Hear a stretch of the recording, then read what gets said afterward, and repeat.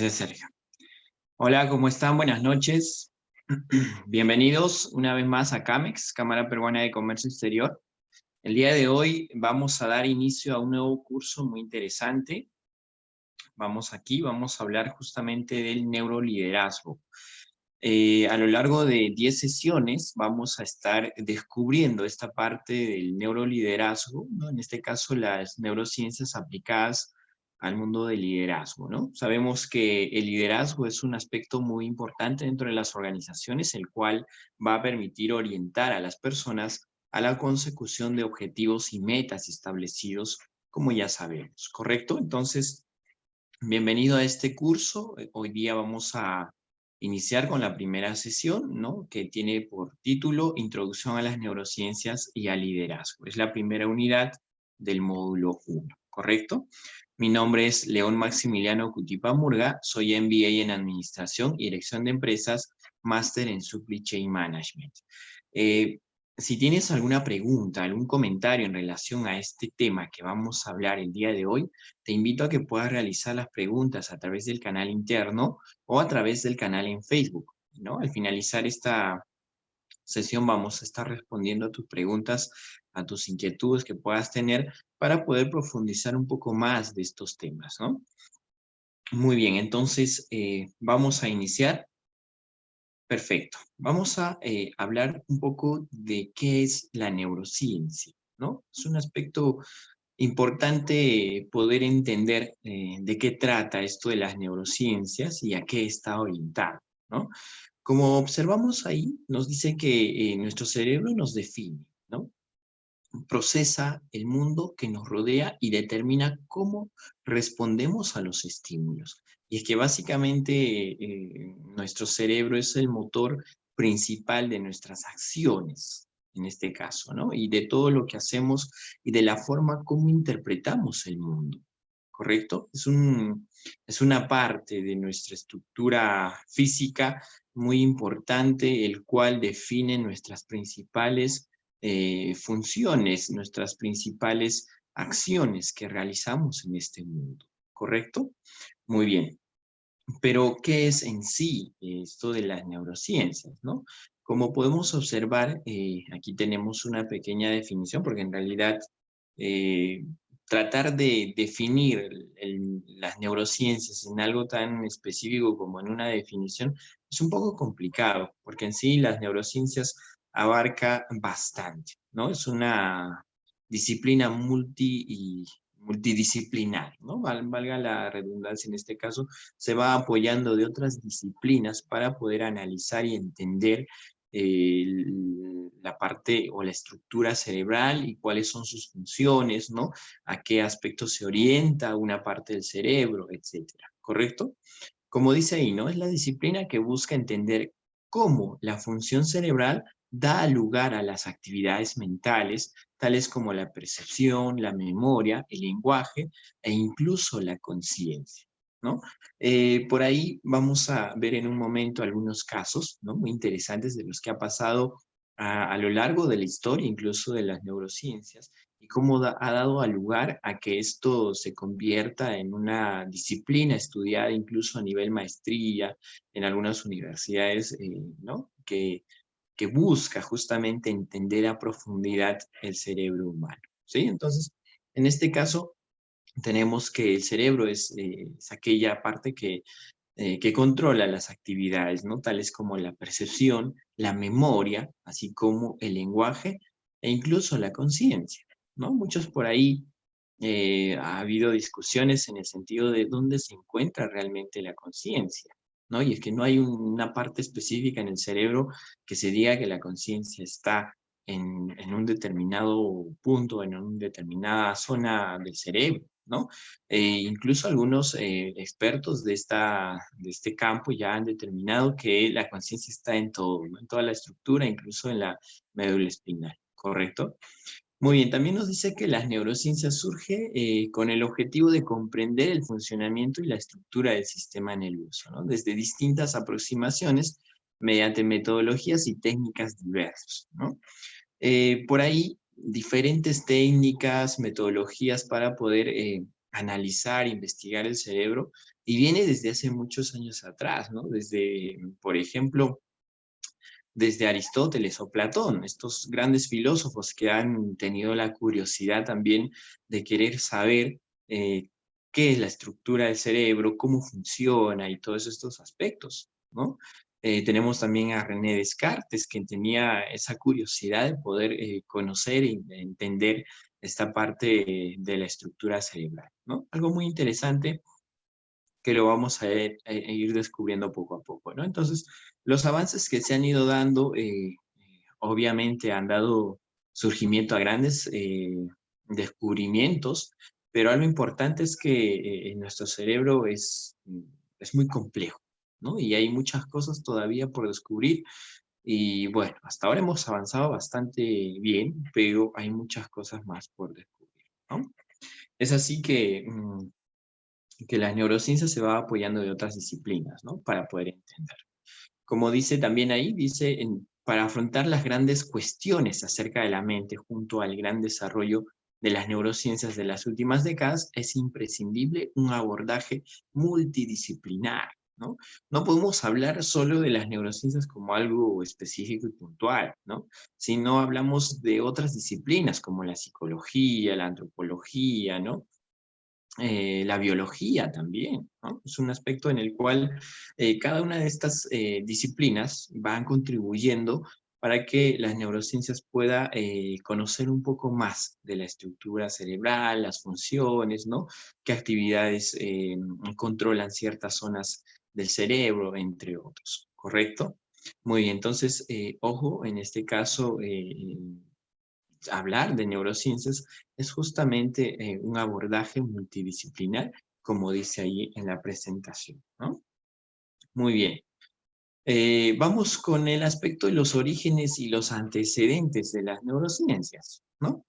Nos dice que desde sus orígenes la neurociencia se ha caracterizado por una visión sintética, ¿no? Integradora y orgánica de todas aquellas disciplinas dedicadas al estudio de la neurofisiología y el sistema nervioso, ¿no?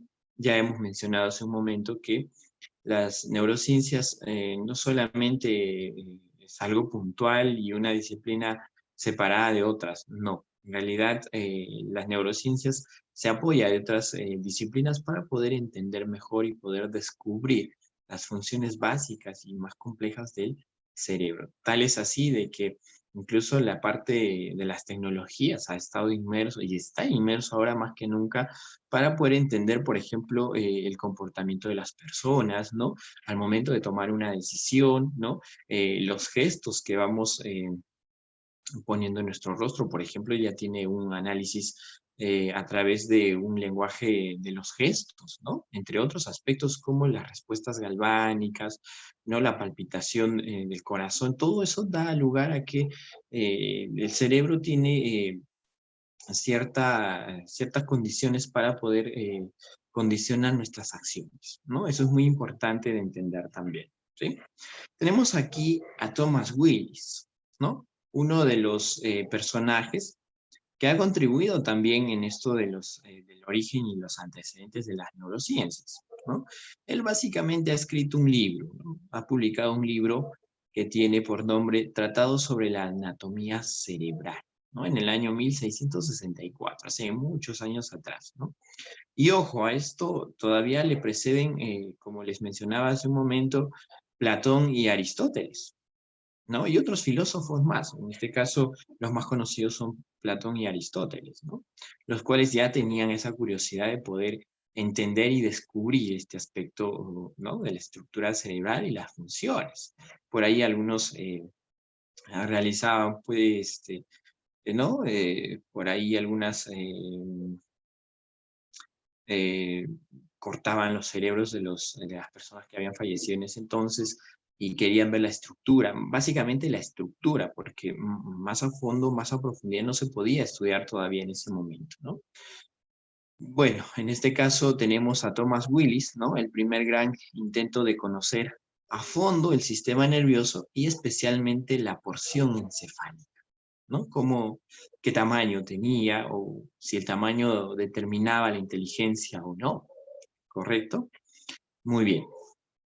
¿Qué más tenemos? Aquí tenemos algo interesante, ¿no? Que seguramente te va a poner a pensar un poco, y es que esto ya se ha comprobado también en algunos estudios neurocientíficos. Recordemos que la parte de la psicología que apoya mucho a las neurociencias también ha dado lugar a hacer experimentos con ratas, ¿no? Y bueno, esa es la parte que tiene el primer paso, por así decirlo, para poder entender el funcionamiento cerebral en las personas también, ¿correcto?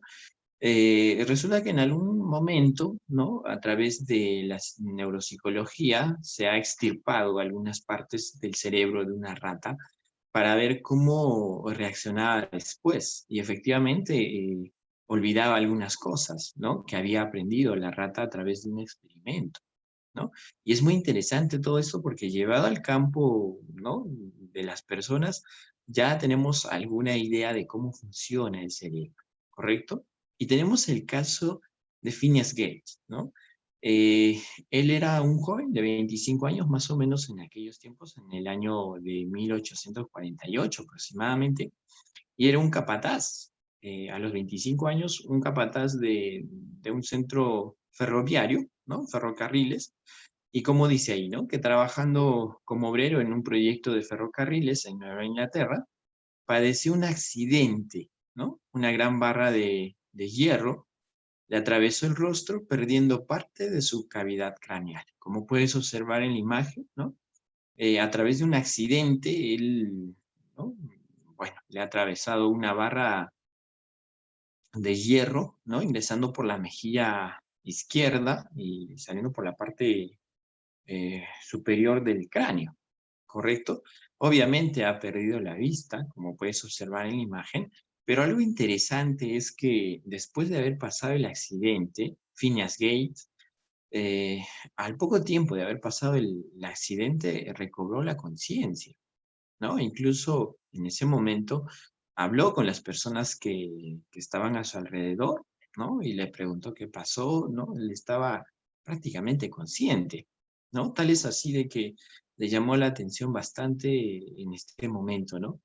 Que no se sabía mucho de estos aspectos cerebrales, le llamó mucho la atención al médico que lo estaba atendiendo. Incluso Phineas Gates conversaba con el doctor para ver cómo se sentía, ¿no? Obviamente hubo casos graves de hemorragia, ¿no? Padecimientos y todo lo demás, pero Phineas Gates al final se recuperó, ¿no?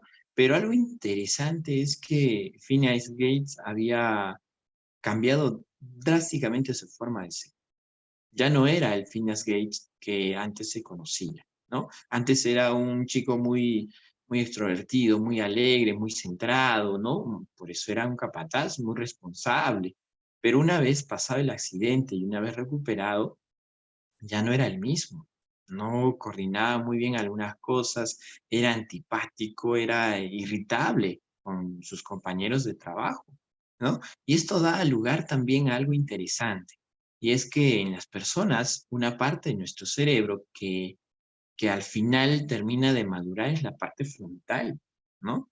Y por ahí te acordarás de repente cuando eras pequeño, de repente conoces a algún pequeño, tienes tu hijo pequeño, pues fíjate que en la parte frontal del cerebro tiene una parte blandita todavía. Y es que esta parte termina de desarrollarse después de los 20 años todavía. ¿Correcto? Y esto da lugar también a poder entender cómo en algún momento los niños suelen ser irritables, porque todavía no tienen la madurez suficiente en esa parte del cerebro, ¿no? Entonces, justamente con este caso de Phineas Gates también se ha logrado corroborar que efectivamente la parte que a él le había afectado también controlaba esa parte, ¿no? Algo muy interesante en relación a los descubrimientos que se han podido hacer, ¿no? Desde ese entonces ya había otra curiosidad más interesante en querer conocer las partes y las funciones que cumplían o que cumplen cada parte de nuestro cerebro, ¿no? Muy bien. Otro aspecto importante es que hasta ese entonces no se daba o no se estudiaba muy bien esta parte de las neurociencias, ¿no? Y bueno, iniciándose en la década de los 60, 70, más o menos en los Estados Unidos, con la primera fundación, ahí tenemos la International Brain Research Organization, con la implementación del primer programa de formación curricular en el instituto, en el MIT, ¿no? En el Instituto Tecnológico de Massachusetts, ¿no? Es ahí donde se ha introducido esta disciplina para poder estudiarla, ¿no? Como un programa de formación, ¿correcto? Son algunos antecedentes de cómo se ha ido dando la evolución de esta parte de las neurociencias, ¿no? Pero ¿cuáles son los fundamentos de las neurociencias y avances contemporáneos, no? Tenemos aquí, a ver, déjenme ver. Tenemos, por ejemplo, 10 fundamentos básicos, ¿no? Obviamente estos fundamentos básicos de las neurociencias también están orientadas a la parte de la psicología, ¿no? El primer aspecto, como puedes observar, es el tema de todos los procesos mentales son operaciones cerebrales, ¿no? Como dice ahí, ¿no? Tenemos la relación mente-cerebro, los rasgos, por ejemplo, de la personalidad, ¿no? Algunas actitudes, así como el comportamiento social, que no pueden ser separadas del cerebro, ¿no? Son propios y están muy relacionados, ¿correcto? El segundo fundamento en este caso son los genes establecen conexiones específicas en el cerebro, pero la experiencia puede modificar esas conexiones, ¿no? Por ejemplo, la organización neuronal es producto de las instrucciones genéticas que desarrolla eh, o a través del desarrollo embrionario, ¿no? Desde que nacemos, ¿no? Hay un desarrollo a través de las experiencias, ¿no? Así como la interconectividad de las zonas del cerebro generan un lenguaje con la experiencia, ¿no? También en esta parte o en este fundamento nos dice que el cerebro es una estructura biológica que tiene una función social, ¿correcto? En el punto 3 o en el fundamento 3 tenemos nuestra mente puede cambiar porque el cerebro es plástico, ¿no? Ahí ahora mismo se habla de la neuroplasticidad y de la capacidad de poder generar nuevas neuronas, ¿no? Para el conocimiento, ¿correcto? Muy bien. ¿Y qué tenemos en este aspecto, ¿no? En este punto. Ya. Eh, en este caso, la neurogénesis permite generar las neuronas de novo o in situ, ¿no? El poder generar nuevas conexiones, ¿no? Nuevos conocimientos, ¿no? Así como la actividad cerebral de conexión-creación, ¿no? La renovación se encuentra activa desde el nacimiento hasta la vejez, o sea, nunca terminamos de aprender y podemos generar nuevos conocimientos o aprender nuevas cosas, ¿no? Muy bien, esto también da lugar a justamente lo que mencionábamos, a la neuroplasticidad, ¿no? Y ojo, también hay un aspecto del tema social, en este caso, de poder aprender de las personas que nos rodean a través de las neuronas espejo, ¿no? El cuarto fundamento, en este caso, dice el aprendizaje y las memorias existen en el cerebro, ¿no? Tenemos tanto el aprendizaje y la acumulación de las memorias ocurren en el sistema nervioso, obviamente, por eso es que tenemos esa capacidad de poder recordar algunas experiencias, ¿no? Algún conocimiento previo, ¿no? Y es muy interesante porque esa información va almacenándose, ¿no? Y ojo, esto de los conocimientos que podamos adquirir también se pueden ir perdiendo, ¿no? Tenemos la quinta o el quinto fundamento, en este caso dice los factores sociales y ambientales contribuyen al desarrollo de enfermedades mentales, ¿no? Por ejemplo, ahora mismo se habla bastante del estrés, ¿no? Como un estímulo del ambiente al cual estamos sometidos como personas, los cuales van a llevarnos a un aspecto de una enfermedad, en este caso el estrés, ¿no? También nos dice que las condiciones que experimentan las personas desde su gestación pueden generar condiciones psicobiológicas que condicionan el desarrollo de la adultez, ¿no? Algunas experiencias que podamos pasar de niños o de jóvenes eh, eh, podrían condicionar nuestra forma de ver por ejemplo, o percibir nuestro entorno, ¿no? Algún trauma, por ejemplo, ¿no? Vamos con el sexto. Nos dice, las emociones no pueden separarse de la cognición ni del razonamiento, ¿no? La cognición se refiere a los procesos tales como la memoria, el lenguaje, ¿no? Entre otros, y por otro lado, las emociones se generan a través de las respuestas de recompensa y castigo, ¿no? Ojo que esto de las emociones y la parte de cognición en una persona es uno solo, no podemos separarlos, ¿no? Y tenemos que saber gestionar nuestras emociones, así como la parte cognitiva. Y bueno, tenemos integrado estos dos aspectos que nos hacen, que nos ayudan también a percibir el mundo, ¿no? Tenemos el séptimo fundamento que dice, el apego es importante para generar cambios en el cerebro, ¿no? Tenemos ahí la creación de conexiones sociales permite al cerebro generar cambios positivos a nivel fisiológico y conductual, ¿no? Ojo, pueden ser positivos o negativos, de acuerdo a nuestro entorno social. En algunos casos somos conscientes, ojo, en algunos casos somos conscientes de las cosas que aprendemos de nuestro entorno y en algunos casos no, ¿no? También dice que la activación de las neuronas espejo permite analizar las acciones y emociones, ¿no? Ahí entra también a tallar el tema de las neuronas espejo, ¿no? Los cuales nos van a permitir analizar nuestras acciones y nuestras emociones comparándolas con otras personas, ¿no?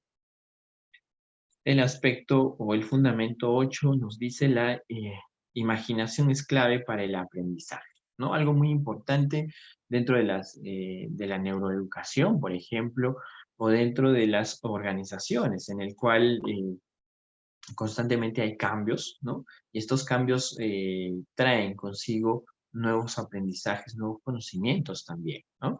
Nos dice que la imaginación es producto netamente del cerebro, ¿no? Es una capacidad. La imaginación mental se considera una creación voluntaria o involuntaria de una experiencia, ¿correcto? Muy bien.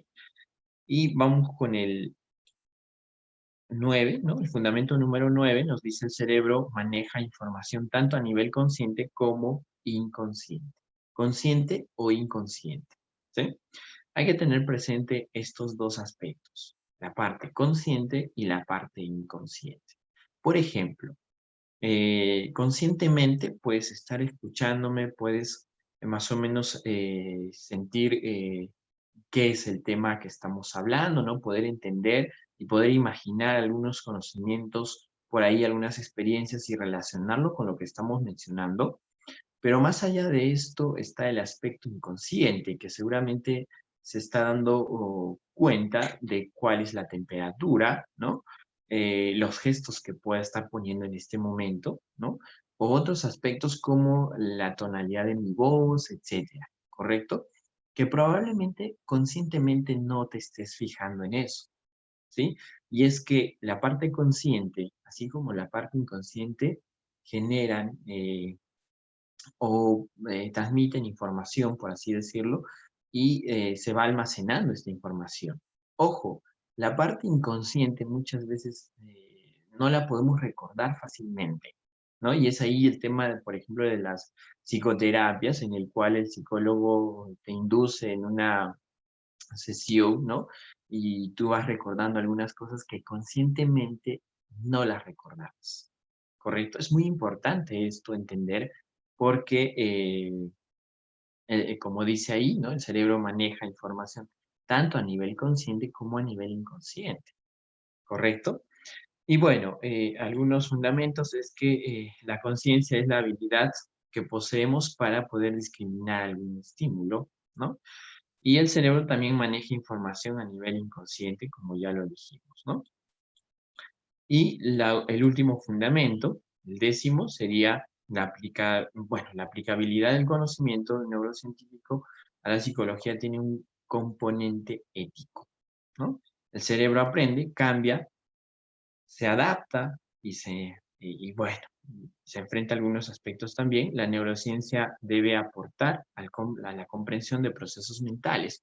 Ojo, en este aspecto, entender la función del cerebro ha sido todo un reto para las personas, ¿no? Para el ser humano, y conocer este aspecto es así como tratar de descubrir el espacio en sí, ¿no?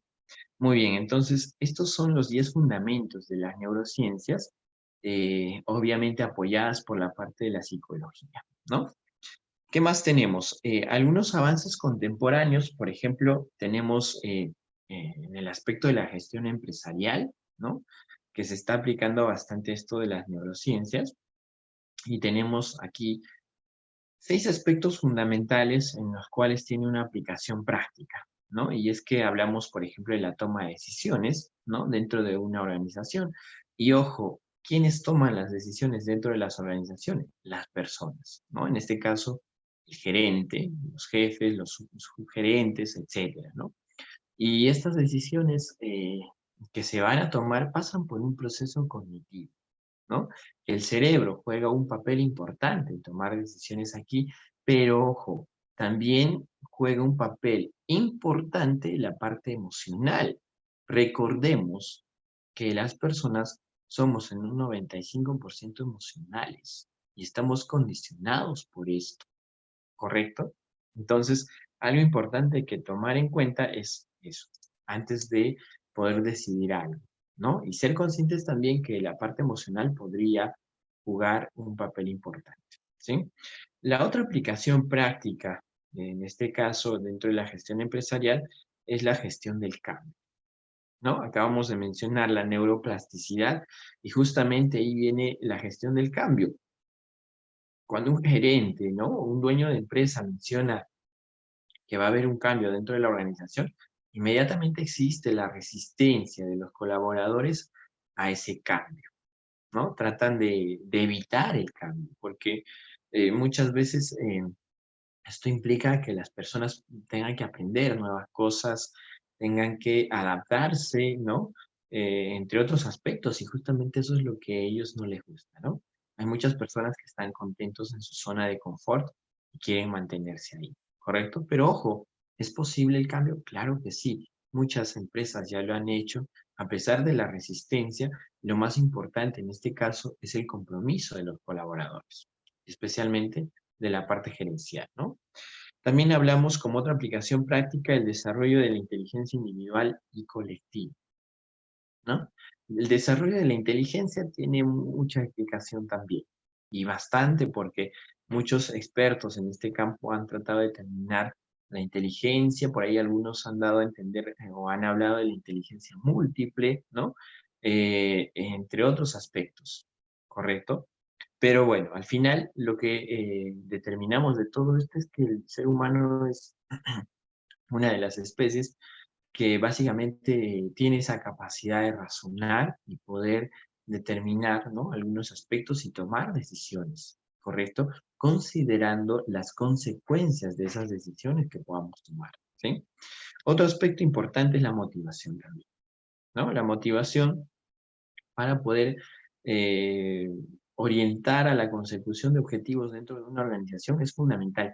Y es aquí donde juega un papel importante el liderazgo, ¿no? Que lo vamos a ver a lo largo de estas sesiones.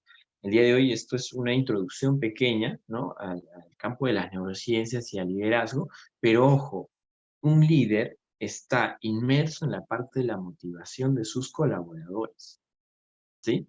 Y hay distintas formas de motivar a los colaboradores. Y algo muy importante que muchas veces no se entiende en este aspecto es que tratamos de motivar con cosas que a nosotros nos gustan, ¿no? En vez de pensar qué es lo que le interesa al colaborador, ¿no? Es como un niño que quiere ir a jugar un partido de fútbol, ¿no? A él le gusta el partido de fútbol, pero va y trata de convencer a sus compañeros o a sus amigos diciéndole que él tiene ganas de ir a jugar partido, ¿no?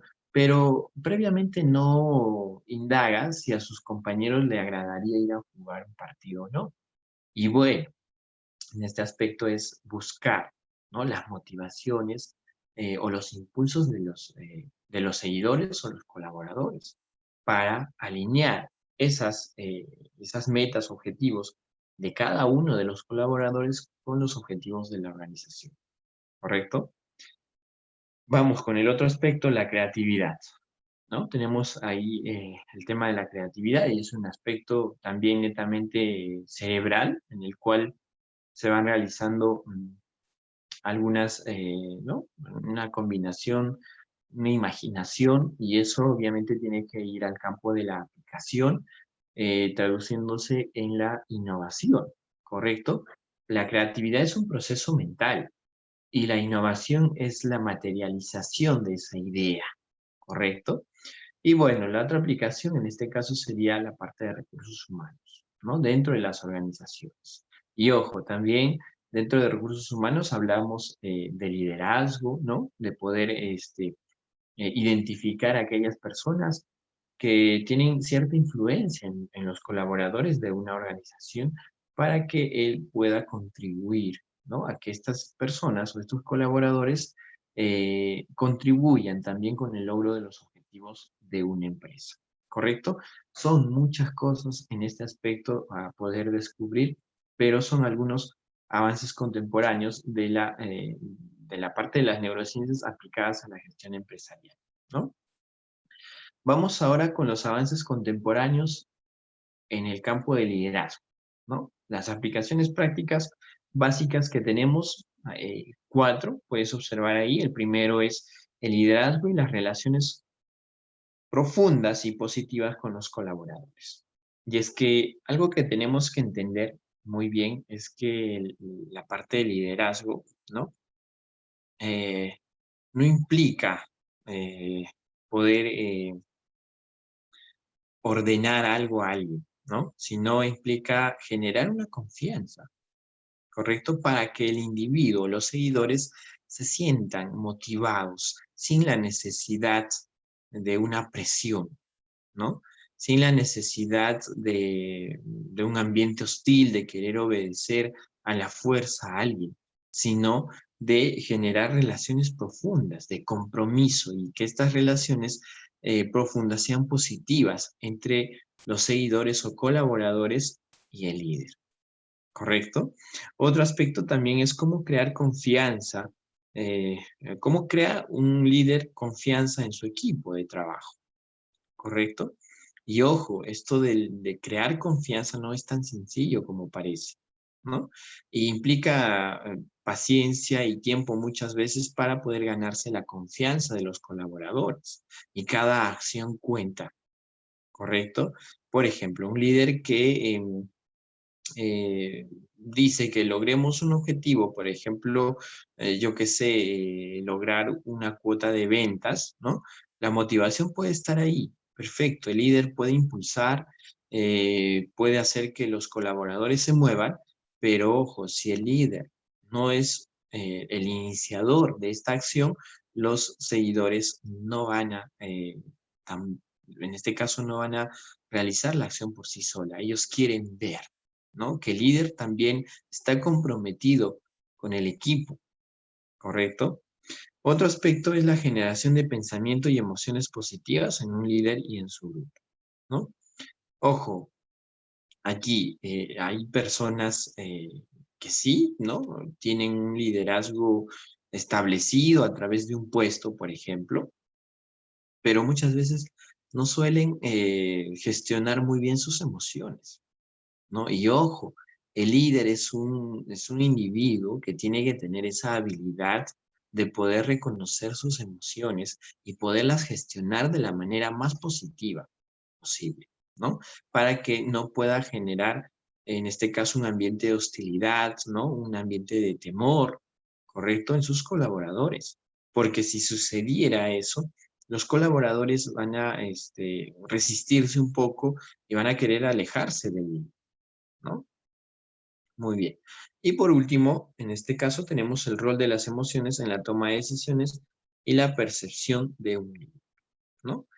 Acabamos de mencionar hace un momento en la presentación anterior, justamente la toma de decisiones y el papel que juega, en este caso, dentro de las emociones, ¿no? Las emociones dentro de la toma de decisiones, ¿correcto? Y ojo, el líder tiene que ser consciente de que sus emociones podrían llevarle a tomar una decisión equivocada. Hay que tener presente eso, ¿no? Y justamente esas son las aplicaciones, pues, ¿no? De la parte de las neurociencias al campo del liderazgo, ¿correcto? Muy bien. Avanzando con esto, ¿no? Y mencionando un poco más de los fundamentos de la neurociencia, tenemos aquí el aporte muy importante de este señor, quien es el Premio Nobel de Economía, Daniel Kahneman, ¿no? Y justamente también orientados a la parte de la toma de decisiones, ¿no? Tenemos el aporte que nos hace él. Y él dice que las personas o el ser humano tenemos dos formas de pensamiento, o dos sistemas de pensamiento que conviven y que interactúan, ¿no? Él los ha denominado pensamiento rápido y pensamiento lento, ¿correcto? ¿Y de qué manera funcionan? Están aquí, puedes observar, ¿no? Tenemos el pensamiento rápido versus el pensamiento lento, ¿correcto? O también al pensamiento rápido, Daniel Kahneman le dice sistema 1 y al pensamiento lento le dice o le ha puesto el nombre de sistema 2, ¿correcto? ¿Y cuáles son sus características? Que el sistema 1 es rápido, efectivamente, ¿no? Al momento de tomar una decisión, por ejemplo, no demora mucho, ¿no? O no demoramos mucho y el cerebro inmediatamente busca una alternativa, ¿no? Pero ojo, este tipo de pensamiento rápido no surge en cualquier situación, sino en situaciones cotidianas, ¿no? Por ejemplo, al momento de tomar o abordar un autobús, inmediatamente sabemos, ¿no? No hay necesidad de pensar y analizar, ¿correcto? En cambio, el sistema 2 es lento. ¿Por qué es lento? Porque necesita analizar la situación antes de tomar una decisión. Y ojo, este tipo de sistema de pensamiento lento, por ejemplo, está al momento de tomar una decisión de adquirir un vehículo, ¿no? O comprar una casa o elegir una carrera universitaria.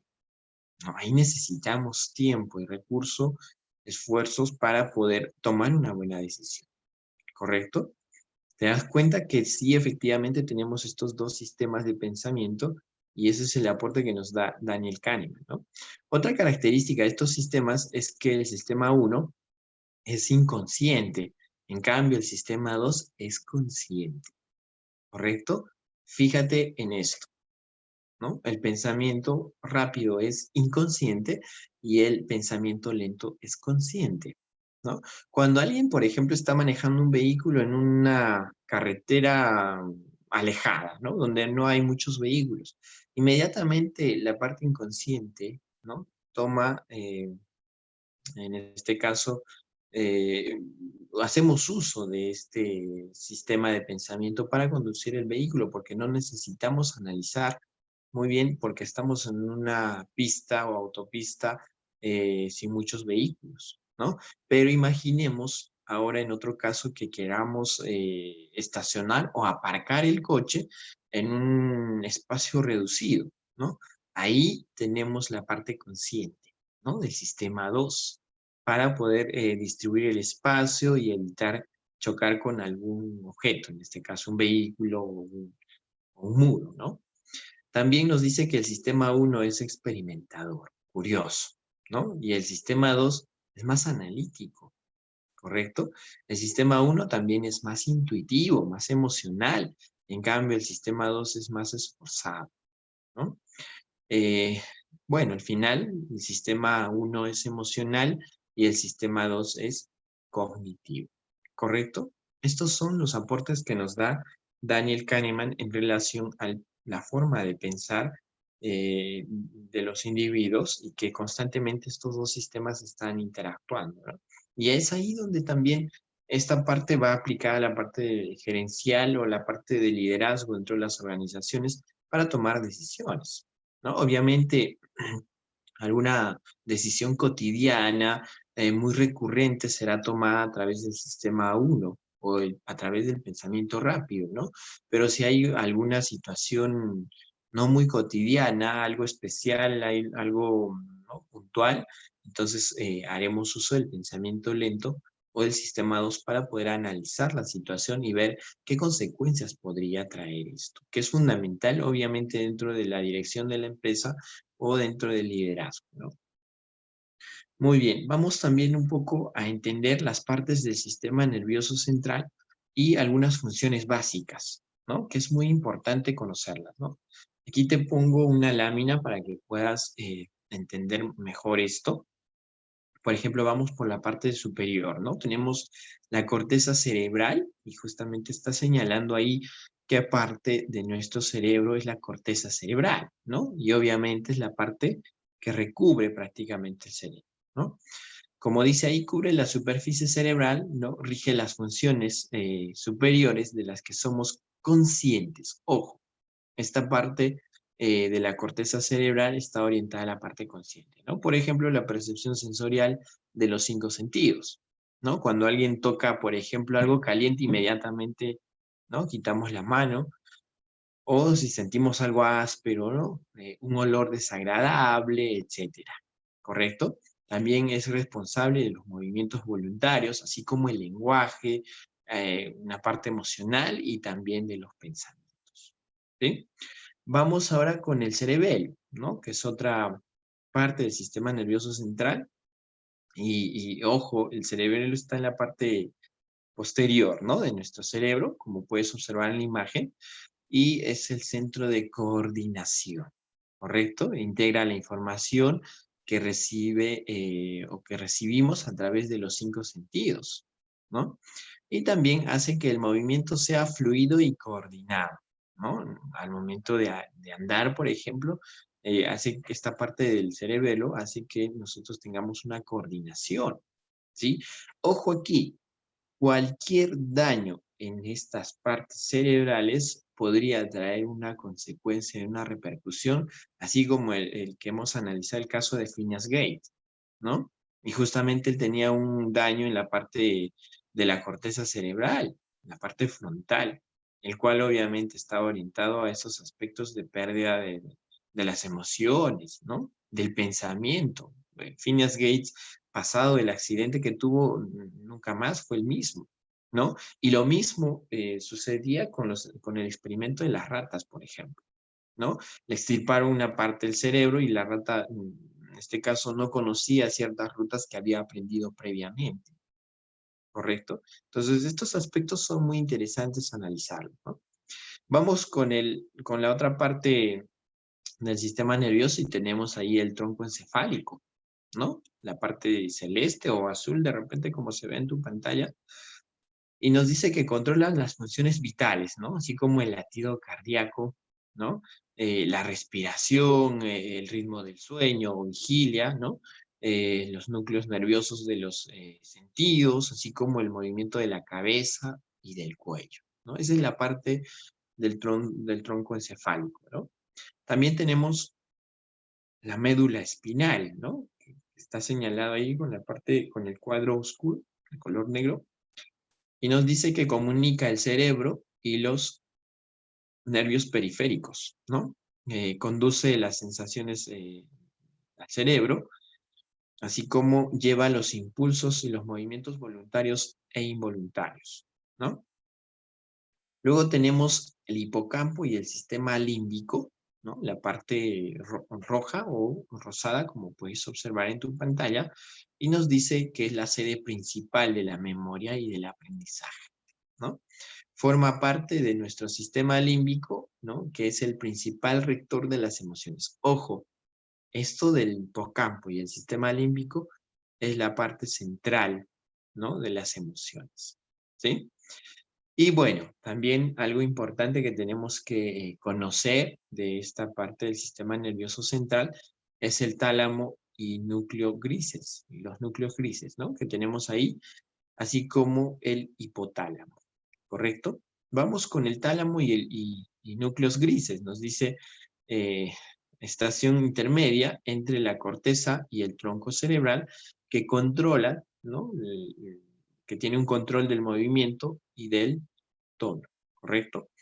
el hipotálamo, en este caso, controla la supervivencia, ¿no? La ingesta, la temperatura, la defensa, entre otros aspectos como la sexualidad.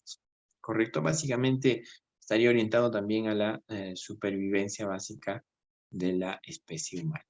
¿Correcto? Son algunas partes que tenemos que tener en cuenta para poder entender más o menos la estructura, ¿no? Y cómo está estructurada y cuáles son las partes del sistema nervioso central, ¿correcto?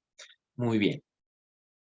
Continuando, algo importante que tenemos que entender, ¿no? La parte del lóbulo frontal, ¿no? Justamente a raíz de lo que hemos visto en el caso de Phineas Gates, ¿no? Muy bien, y es que esta parte, como dice ahí, ¿no? Es el responsable de los procesos cognitivos complejos, ¿no?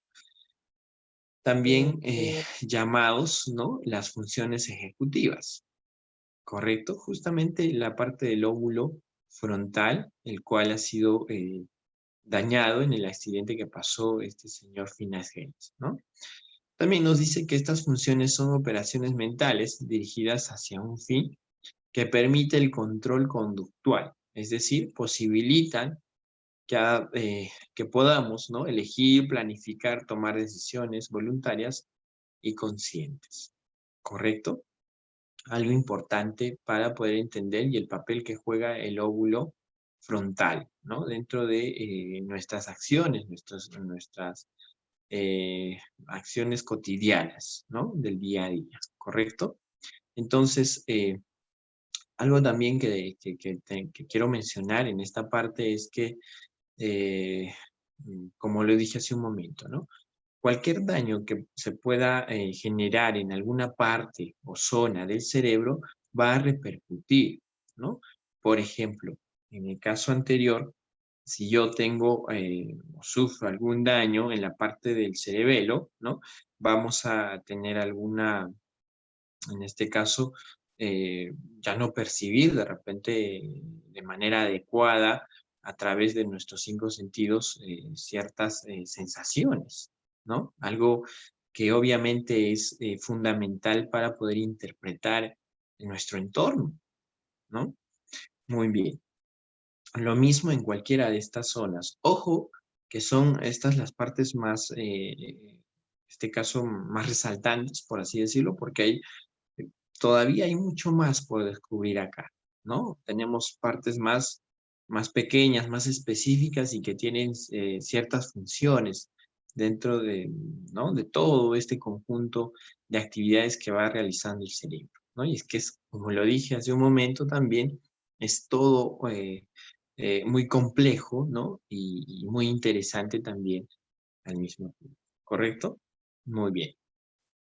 Vamos ahora con algo importante, ¿no? Que quiero mencionarlo justamente aquí por ser la parte introductoria del curso, ¿no? Y vemos aquí la autorregulación y el papel que juega el óvulo frontal, ¿no? Tenemos ahí los experimentos que se han realizado por Walter Mischel, ¿no? Sobre el aplazamiento de la recompensa, ¿no? Por ahí de repente lo has escuchado anteriormente o en alguna clase anterior que hemos tenido, y básicamente está orientado a un experimento, ¿no? Con malvaviscos y en niños pequeños de 6, 7 u 8 años, ¿sí? Y bueno, en este caso el experimento consistía en el tema de aplazar la recompensa, ¿no? En un espacio se ha colocado una mesa y encima de la mesa se ha colocado una bandeja con un malvavisco, ¿no? Como puedes observar en la imagen, ¿sí? Y en su momento había una persona mayor ahí, ¿no? Sentado. El experimento consistía en que haya una persona mayor y se hacía pasar a un niño, ¿correcto? Y bueno, al niño se le indicaba lo siguiente, ¿no? Que el adulto se tenía que retirar unos 10 minutos aproximadamente y que el niño tenía que quedarse solo, ¿no? Pero en ese tiempo tenía la opción de comerse el malvavisco o no comerse el malvavisco y esperar a la persona adulta, ¿no? Si es que volvía la persona adulta y el niño no se había comido el malvavisco, iba a recibir un malvavisco adicional como recompensa, ¿correcto? Bueno, el experimento procedió y en el transcurso, ¿no?, del experimento se veía cómo algunos niños trataban de enfocar la atención en otros objetos, ¿no? Realizaban movimientos, ¿no? Algunos veían a otro lugar, ¿no? Y otros niños inmediatamente comían el malvavisco, ¿no? Algunos ya estaban a punto de lograrlo, pero al final no podían más con la tentación y se comían el malvavisco, ¿no? Diferentes resultados, ¿correcto? Esta investigación, este experimento ha durado bastante tiempo, ¿no? Y se ha hecho un seguimiento a todo esto. Y bueno, a los niños que se habían comido el malvavisco, antes de que vuelva el adulto, se les ha hecho un seguimiento especial, y también a aquellos niños que habían esperado a que vuelva el adulto para recibir un malvavisco adicional y recién comérselos, ¿no? También se les ha hecho un seguimiento especial. ¿Cuál es el resultado de todo esto? De que los niños que habían, ¿no?, inmediatamente habían comido el malvavisco y no habían esperado a que la persona adulta vuelva, ¿no? Había muchas dificultades en su vida adulta, ¿no? A los 40 años aproximadamente, estas personas tenían problemas con la justicia, tenían problemas familiares, consumían drogas por ahí, tenían familias disfuncionales, ¿no? No habían estudiado carreras profesionales, ¿no? Tenían problemas económicos, ¿no? Entre otros aspectos, ¿correcto? Algunos estaban en prisión, ¿no? Cumpliendo condenas, ¿no? Etcétera, ¿no? Algunos tenían otro tipo de problemas, sufrían estrés, ¿no? Etcétera, ¿correcto? Bueno, por otro lado, también se hizo el seguimiento a los niños que habían esperado, ¿no? A que el adulto vuelva y reciban 2 malvaviscos, ¿no? A la edad adulta, estos niños que habían esperado, ¿no?, y habían aplazado la recompensa, resulta que eran niños o adultos felices, ¿no? Tenían familias muy unidas, muy sólidas, tenían carreras o en este caso, exitosas, ¿no? Se rodeaban de personas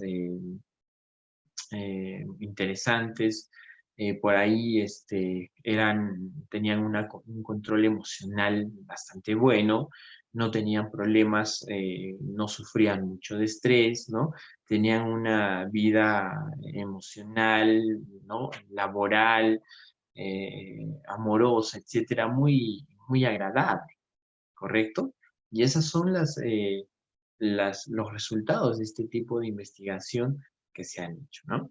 Y ojo, por ahí, ¿no?, te pregunto y te pondrás también a analizar un poquito qué hubiera sido de ti si uno de los niños hubiera sido tú, ¿no? ¿Te hubieras comido el malvavisco o hubieras esperado a que la persona adulta vuelva para recién comerse el malvavisco? ¿Correcto? Y es que esas acciones y esos impulsos están justamente orientados, ¿no?, por los impulsos que da nuestro cerebro, ¿correcto? Y es ahí cómo controlamos este aspecto, ¿no? Y cómo nos dejamos dominar prácticamente por los impulsos que da el cerebro. Y ojo, también aquí juega un papel importante las emociones, ¿no? Muy bien, probablemente podamos sacar más conclusiones de todo esto y poder interpretar, ¿no? Tratar de ver alguna situación particular en todo este experimento o en toda esta investigación que ha realizado Walter Mischel. Pero bueno, los resultados están ahí y los seguimientos que se han hecho también, ¿correcto? Muy bien, vamos, perfecto. Es la información que podemos compartir el día de hoy con ustedes. Vamos a ver si hay preguntas o comentarios. A ver, déjenme ver en el canal de Facebook. Un momento, por favor.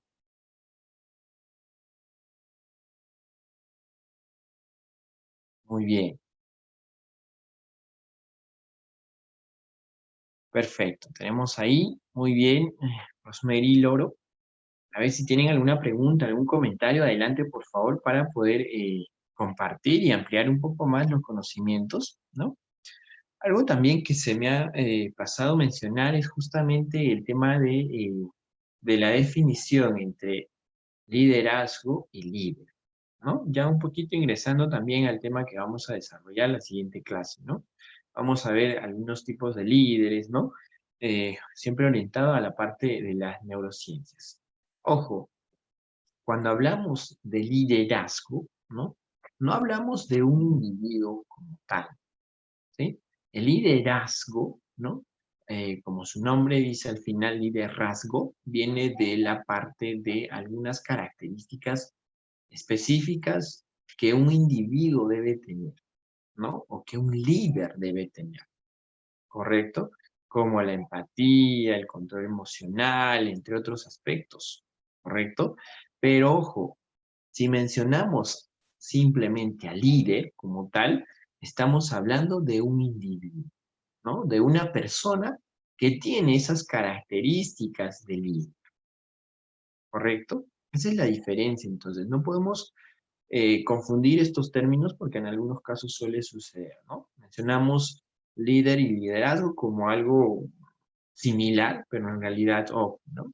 El líder es un individuo y el liderazgo son aquellas características específicas que ese individuo debe tener para cumplir la condición de líder, ¿correcto? Y ojo, por ahí también de repente tengas la idea equivocada, ¿no? Muchas veces de creer que un gerente o un jefe es un líder, y no necesariamente, ¿correcto? Tengan presente que un jefe no necesariamente es un líder o un gerente no necesariamente es un líder, ¿no? Un líder puede estar en los niveles inferiores, en la parte operativa dentro de una empresa y bueno, no necesariamente representar un cargo importante dentro de la organización, ¿sí? Pero también un gerente podría ser un líder y un jefe podría ser un líder, ¿correcto? Siempre y cuando existan estas características específicas que lo vamos a ver a lo largo de estas sesiones que nos quedan, ¿sí? Muy bien, muchas gracias a los que se han conectado por ahí. Perfecto, si hay alguna pregunta, algún comentario, adelante por favor. Vamos a ver si en el canal interno tenemos alguna pregunta.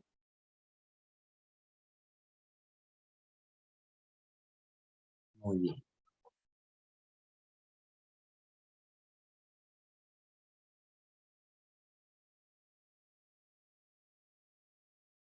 perfecto. Muy bien, muchas gracias con los que están conectados.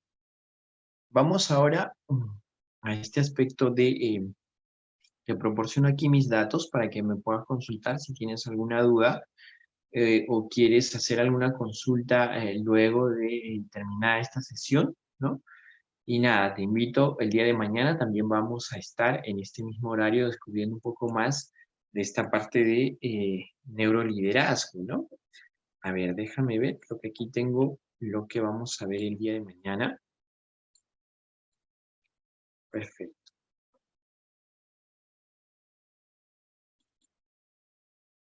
muy bien, a ver, déjenme.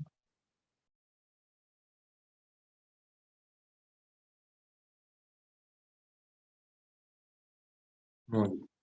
El día de mañana vamos a ver estilos y nuevos enfoques de liderazgo y ya iniciamos con esta parte, ¿no?